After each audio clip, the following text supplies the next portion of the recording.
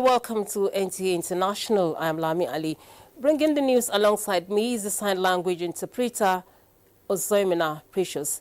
Let's begin with the headlines. On World AIDS Day, Nigerian First Lady insists target of eliminating HIV/AIDS by year 2030 must be met. Says government will not be carried away by recent progress. Nigeria wooes more investors to sustain food security, meets with FAO delegation.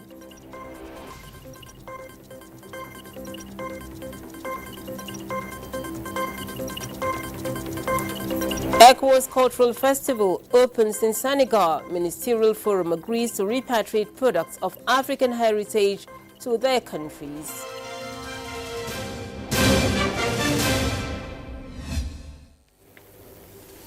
Now, ministers from ECOWAS member states have agreed on a joint plan to repatriate products of African cultural heritage to their countries of origin. This endorsement comes ahead of the 2025 West African Arts and Cultural Festival, ECOFest, in Dakar, Senegal, which aims to celebrate West African cultural heritage and explore culture's role in addressing regional challenges. Calvin Eunwai reports. The Ministerial Forum held on the eve of the official launch of the 2025 West African Arts and Cultural Festival, ECOFest. The session followed technical deliberations by cultural experts from member states who presented recommendations on heritage restitution processes across the region. The ministers reviewed and endorsed proposals covering thematic areas, including the implementation of the ECOWAS Action Plan 2027 to 2031 for the return of cultural property, the progress made by member states, and the persistent challenges hampering restitution efforts. The discussions also examined the state of national cultural policies and the effectiveness of institutions responsible for heritage management and the development of creative industries. This is just what the power of culture and creativity can do. So my committee, ECOWAS Committee on Reparation, has been talking about how the gap between what we do as a committee, what academia is doing, and what the other stakeholders are doing, which it doesn't really draw in the youth. So we've been nursing this idea for so many years now, and finally it has been birthed. There came the curtain raiser on ECOFest 2025. An initiative of ECOWAS and WEMOA. ECOFest is poised to become a landmark event on Africa's cultural calendar, fostering a robust foundation for regional integration and creative growth. By celebrating West Africa's rich cultural diversity, ECOFest aims to promote social cohesion, peace and unity, making it a priority event for artists, policymakers and cultural enthusiasts across the sub-region. In Dakar, Senegal, Calvin Eunwai, NTA News. And the 2025 second ordinary session of the ECOWAS Parliament opens in Abuja, re-echoing the integration of member states and well-being of citizens in the quest for peace to reign in the sub-region. ECOWAS Parliament correspondent Muhammad Rabiu Ali reports. The second ordinary session of the Committee of Parliament is the last in the series in 2025.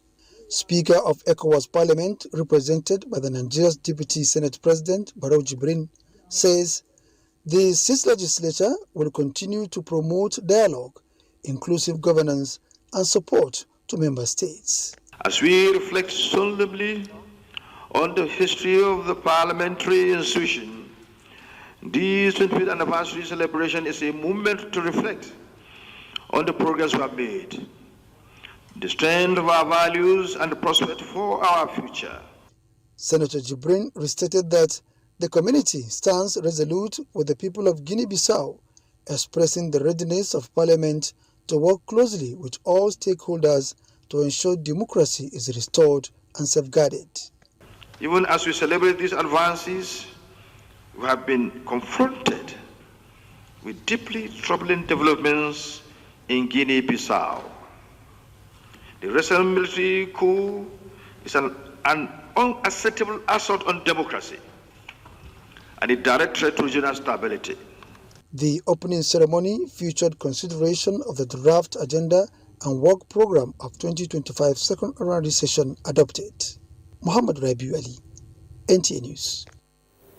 And from the Middle East comes the report that Israel's longest-serving Prime Minister Benjamin Netanyahu has formally asked President Isaac Herzog for a pardon, an unprecedented move that could reshape the country's political and judicial landscape. The embattled leader says his years-long corruption trial is tearing the nation apart, even as critics accuse him of trying to escape accountability. Glory Agbo brings us the details. The Prime Minister arrived Tel Aviv courtroom facing corruption charges that have trailed him for nearly 6 years. The embattled leader revealed he has submitted a formal pardon request to President Isaac Herzog, insisting he is not admitting guilt, but arguing that the nation's stability requires the end of the trial. In a statement, Netanyahu said the legal proceedings have dragged too long, fueling decisions between supporters and opponents. He added that an impossible requirement to testify 3 times a week ultimately tipped the scales. The request follows a letter from U.S. President Donald Trump, who earlier this month urged President Herzog to pardon Netanyahu. The Prime Minister maintains he has done nothing wrong. Netanyahu and his wife Sarah are accused of accepting more than $260,000 worth of luxury gifts, including cigars, jewelry, and champagne from wealthy benefactors in exchange for political favors. Other cases allege he sought favorable coverage from major Israeli media outlets. Some analysts suggest that if the request is denied, Netanyahu may be more likely to pursue a plea deal, an option he has previously rejected. And he should be standing on trial just like every other citizen in Israel. Outside President Herzog's private residence in Tel Aviv, dozens of demonstrators demanded the request be rejected. Activists warned that granting a pardon could undermine Israeli democracy and embolden efforts to weaken the judicial system. Netanyahu, now 76, has served more than 18 years as prime minister and says he intends to run again in the next national elections, scheduled before the end of 2026. President Herzog has not announced a timeline for his decision, but whatever he chooses, it is likely to spark fierce debate and could shape Israel's political future for years to come. Glory Agbo, NTA News. And now to health matters. If the target of eliminating HIV/AIDS by year 2030 must be met, Nigeria must resist the temptation of being carried away by its recent progress against the epidemic, but stay the course by sustaining advocacy, promoting domestic resource mobilization, and taking a firm stand against stigmatization. First Lady Oluremi Tinubu stated this in a keynote address at the 2025 World AIDS Day celebration, organized by the National Agency for the Control of AIDS, NACA, at the banquet hall of the Presidential Villa. State House correspondent Adeni Taiwo brings us the details. In spite of its high burden of HIV/AIDS, Nigeria has acquitted itself well, scaling up prevention, treatment, and care of the epidemic, even in the face of dwindling donor funding, policy shifts, and uncertainties. Under President Bola Ahmed Tinubu, Nigeria is on its way to eliminating HIV/AIDS as a public health threat. Among many other gains, the 46% decline in new HIV infection recorded in the last decade was celebrated by stakeholders who gathered to mark this year's World AIDS Day under the banner of National Agency for the Control of AIDS, NACA. I dare say, for a woman who has been in the trenches, building coalition and mobilizing resources to fight new cases of HIV infections with the Free to Shine Triple Elimination Campaign, Nigeria's First Lady Oluremi Tinubu is happy about the emerging figures, but wants more to be done to consolidate. We are moving steadily towards the global target of eliminating mother-to-child transmission of HIV, syphilis, and hepatitis by 2030 through efficient use of resources and integrated healthcare services for women and children. As global funding patterns shift, We must ensure sustainability to prevent disruption of critical services. The federal government, as you have heard, has proactively approved the disbursement of $200 million to support HIV, tuberculosis, and malaria program. As we move forward, I call on all Nigerians to support the renewed hope agenda of His Excellency President Bola Ahmed Tinubu, GCFR, in the commitment to achieving an HIV-free Nigeria by 2030.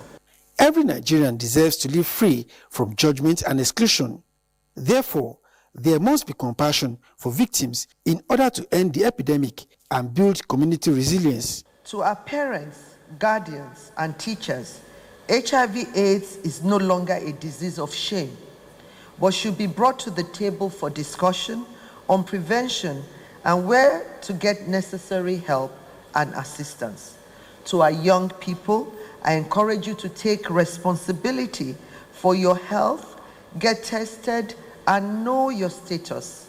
To our communities, let us foster a culture of love, acceptance, and support for people living with HIV. Her commitment to the campaign against HIV/AIDS was recognized with an award at the ceremony. From the banquet hall of the presidential villa, Adeni Itaiwo, NTA News. Still on AIDS, as the world continues to recover from multiple global disruptions from pandemics to conflicts and shrinking health budgets, experts say the HIV response stands at a defining moment. The 2025 World AIDS Day, therefore, challenges the global community to examine how innovation, human rights, science, and community leadership are shaping the next frontier of the AIDS response. In this report, Basi Itaikpang looks at how recent scientific breakthroughs are giving hope for future HIV cure strategies. From long-acting therapies to gene-editing cure explorations, scientific innovation continues to push boundaries. Researchers are advancing functional cure strategies, but experts insist these breakthroughs must move beyond the laboratory and reach the people who need them most. So, in terms of the prevention, PrEP, we are rolling out officially in Nigeria January 1, 2026. But in terms of preparation, we have done a lot of preparation in terms of rolling out in the first 8 states. Despite major progress, gaps in prevention persist. Thus, the Minister of State Health says is unacceptable. I am proud to report that Nigeria has recorded significant achievements across the HIV continuum, especially in ensuring access to life-saving ART, including pediatric formulations for children. Over the past few years, Nigeria, like the rest of the world, has faced unprecedented disruptions, a global pandemic, economic uncertainty, fluctuating donor support, and shift in the global health financing landscape. These disruptions are real, they have implications, but they did not break us. Other speakers say there is a renewed push for scientists to work hand in hand with policymakers and communities, shaping trial designs and using real-time data to strengthen health services. As Nigeria joins the rest of the world to rethink, rebuild, and rise to overcome destruction, experts say the time is now to transform AIDS response if the world must end HIV and AIDS by 2030. Basi Itaikpang, NTA News. Thank you, Basi. And to continue the conversation on this year's World AIDS Day, we have in the studio the Program Manager of West African Center for Public Health and Development, Dr. Chukwuebuka Ejekam. Thank you for joining us on the News on NTA International. Thank you for having me. Thank you. All right. Now, let's begin with the breakthroughs. What are the new scientific breakthroughs that give the most hope for future HIV cure strategies? Yeah, over the decades, we've made significant gained mileages with regards to HIV prevention. The newest kid on the board is the potential that we are seeing around long-acting injectables, for example. that gives hope for HIV prevention, especially to those at risk and then the vulnerable. In this instance, talking about mothers, because mother-to-child transmission is one of the areas that, as a country, we are still facing challenges in. And if we could arrest that by the use of long-acting injectables that are giving us hope, innovation in technology and science, if we can leverage on that, there are hopes that by 2030, as a country, we will join the global community in celebrating the elimination of HIV/AIDS. It's doable. We've made significant stride. We've gained mileages, but we are not resting on our oars. You know, there was a time HIV used to be like a death sentence in the initial onset of the pandemic across the globe. But thank God for efficacious and safe antiretrovirals for people who are living with HIV. And then for those at risk, PrEP is a potential. And along the line of PrEP, what the world is witnessing now, innovation from pharmaceutical companies along the line of long-acting injectables. For example, the lenacapavir that has potential twice a year, just injectable, not like everyday regular pill that people used to take, that comes with its own challenges, twice a year, and then people who are at risk can be prevented. And once we are able to prevent the transmission of HIV/AIDS, I think we can begin to shout Eureka that by 2030 as a country and as a people, we will say goodbye to HIV. Yeah, we've made so much progress from what you've said. But how close are we to a simplified treatment model for all populations in the fight against HIV/AIDS? Well, I would say where the gap is, across the general population, mother-to-child transmission, there might be challenges here and there. But I think where the challenges are is within the key population subgroup, because they continue to act as reservoirs of infection. We did the 2020 IBBSX, the West Africa Center for Public Health and Development, on behalf of the government of Nigeria, working with the National Agency for the Control of AIDS and, of course, the National AIDS, XTI and Viral Hepatitis Control Program, NASCAP. We did that, and we found out that the key population are still a population that we need to prioritize in order for us to bridge the gap in prevention, bridge the gap in service assets, so that we'll be able, as a country, carry all populations along and ensure a holistic and comprehensive elimination of the virus by 2030. So for me, even though we've gained strides across all other subpopulations, we need to prioritize on key population, especially in terms of equitable access to care, prevention, and care services. All right. On a final note, what can African and Latin American countries do to contribute more to global HIV research, being that research is key to achieving and improving on the progress that has been made?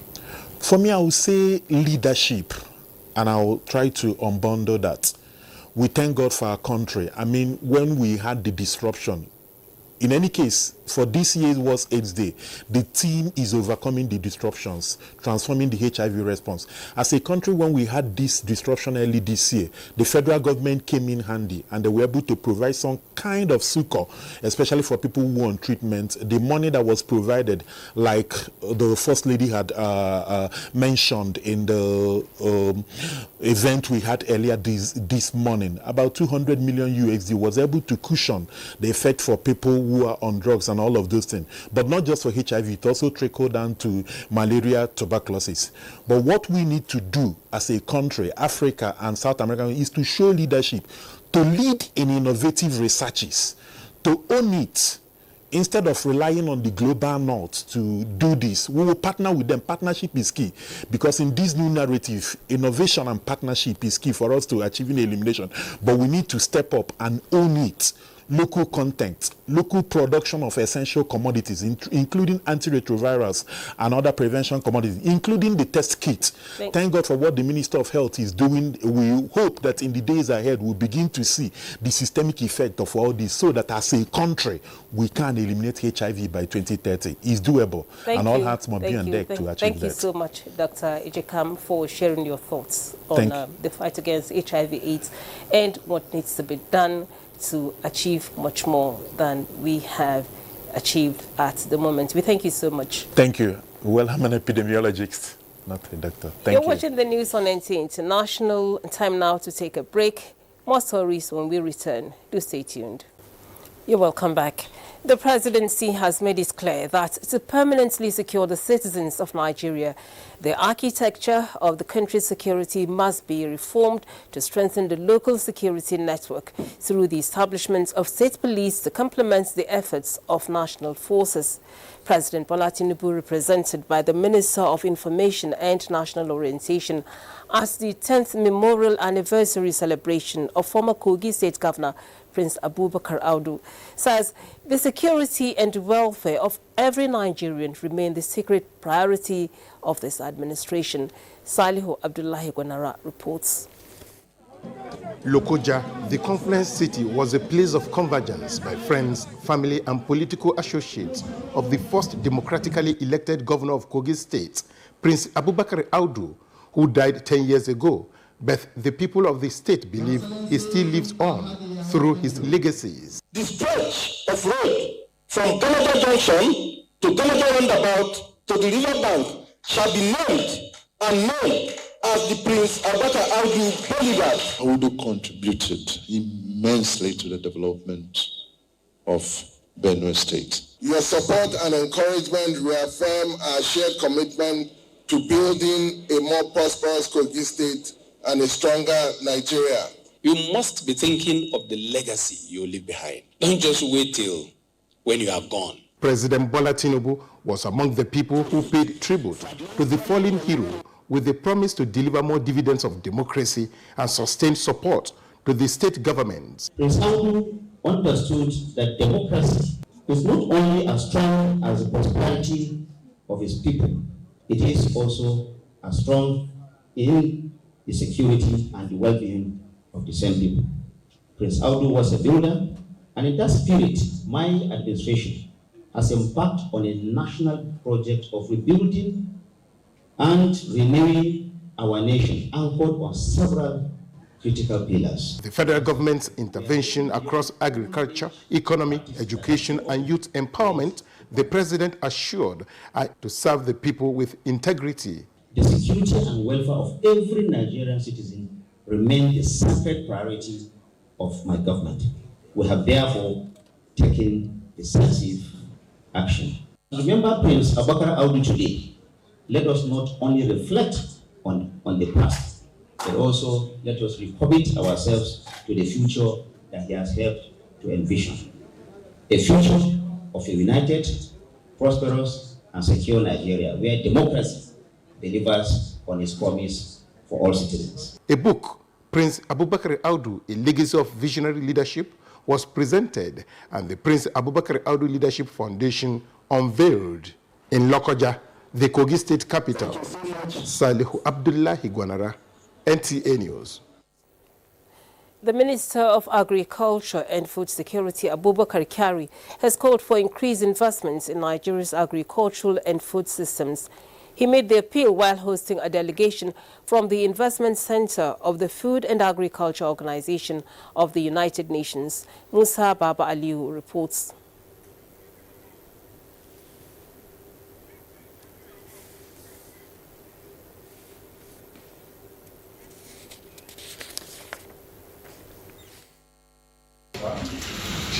Representatives from the Food and Agriculture Organization of the United Nations Investment Center are currently in Nigeria and visited the Ministry of Agriculture and Food Security. Discussion focused on attracting investment into Nigeria's agribusiness sector to drive sustainable economic growth. But we'll use this mission, and we are supporting them under the technical viewpoint in order to identify where they could potentially explore opportunities. So from beginning to the end, several investors showcase their expertise and capabilities in modern farming and agro-processing. And we only be producing about 60 metric tons per day, whereas we have about 300 metric tons demand locally. We need, like in terms of machinery, in terms of irrigation, in terms of equipment. In the next few days, the team will be meeting with a section of the Nigeria private sector within the agri-food system, looking at various commodities and value chains, and then try to see how certain models could be designed to support direct investment.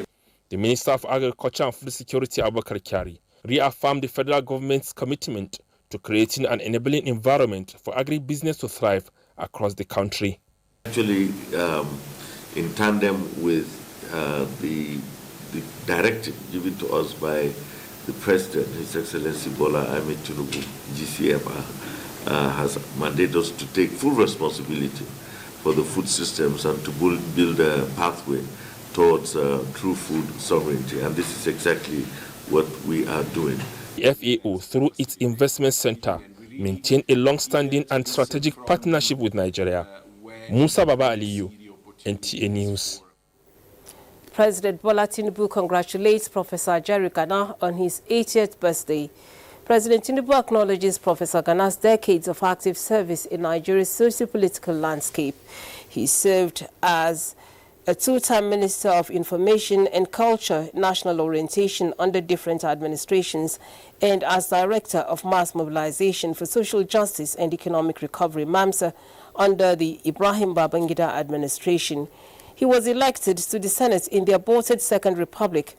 President Tinubu describes Professor Gana as a fine gentleman, a prolific communicator, a mass mobilizer, and a passionate patriot, blessed with the gift of oratory. The President recalls the former minister's mass mobilization and sensitization efforts for unity, peace, and national development, and commends his contributions to advancing Nigeria's values and ideals. The President wishes Professor Gana a happy 80th birthday and prays that God Almighty will grant him many more years of good health and sound mind. And that does it on the news at this time on NTA International. We thank you for watching. I'm Lami Ali. Precious Ozomina has been the sign language interpreter. Do have a warm evening.